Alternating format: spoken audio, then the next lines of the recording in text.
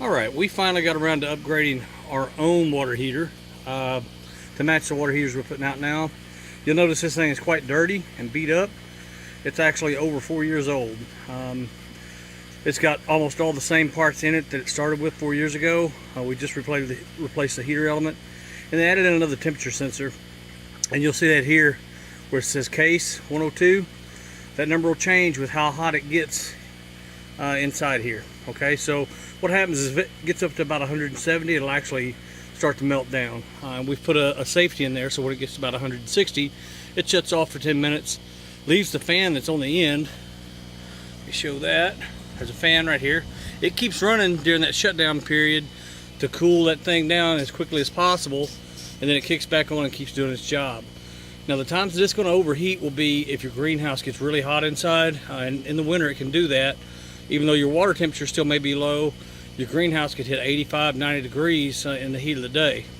Right now you'll see our water temperature is 65. We pulled the last heater out that we were sending out today, yesterday afternoon, about 5 o'clock or so, and in 24 hours it lost 16 degrees.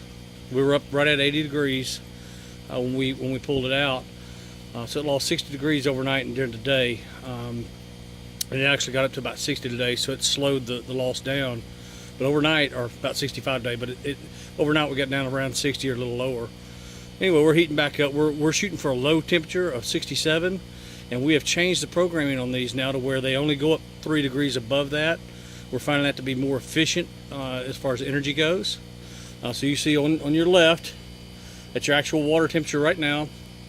This is your temperature setting, and there's a dial right below it. You turn it clockwise to go up and counterclockwise to go down. I'll just do that right quick. See, it just went to 64, 60, and then see the LED just shut off because it's below that 65, 3 degrees below it. So as I crank it back up, when it gets to 65, it'll actually cut back on. There it is at 66. There's the LED, our heater element just cut back on, so it's heating the water again. Like I said, I want to have this about 67, 68, somewhere in there. And that looks pretty good to me. And then that's it. You turn this thing on, plug it in, turn it on, set your temperature, and walk away from it.